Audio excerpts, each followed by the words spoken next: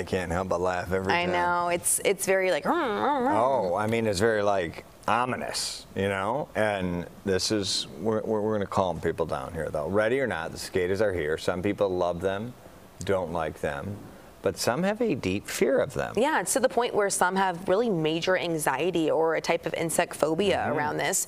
So to learn more and really understand how to help you if you do suffer from this, because we do have this emergence here, Dr. Richard Zinbarg joining us live now. Good morning. Thank you for being with us.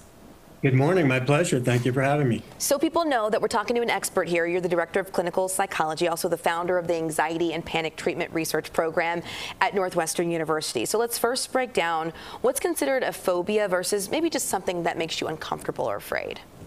Right. Great question. Because fears are very common, a normal part of life. Almost all of us have things that we fear, and they can even be adaptive. Where it crosses the line into becoming a phobia is when the fear begins to interfere with our functioning, say our performing our family responsibilities, our work responsibilities, our social life, or perhaps interfering with biological functioning, such as sleep, people being woken up by nightmares about cicadas. Or if the person experiences a great deal of distress about having the fear. Yeah.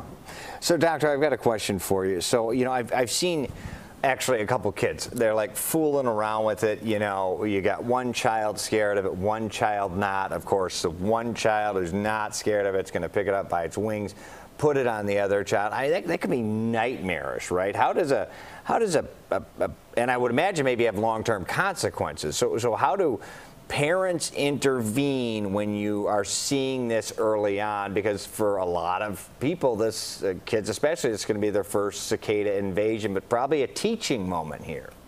Oh, absolutely. Yeah, I agree with you entirely. I think that if a parent is witnessing that scene unfolding, that they definitely should work with the child who is trying to scare, feed into the other one's fears to get them to not do that, because that could traumatize the other child and make it even more likely that that fear is going to develop into a phobia.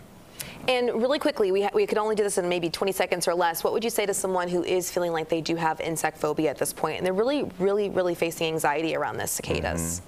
Absolutely. So the most scientifically proven method is called exposure therapy.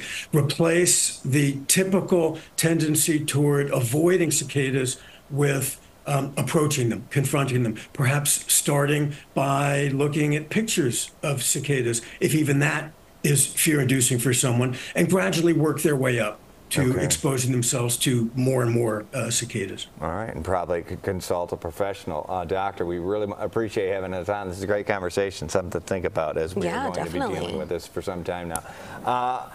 Dr. Richard Zinbarg, Clinical Director of Psychology and founder of the Anxiety and Panic Treatment Research Program at Northwestern University. Mighty resume and a mighty mind. We are happy to have you on with us this morning. Thank you, sir. Thank you. Have a good day. You too. Thank you.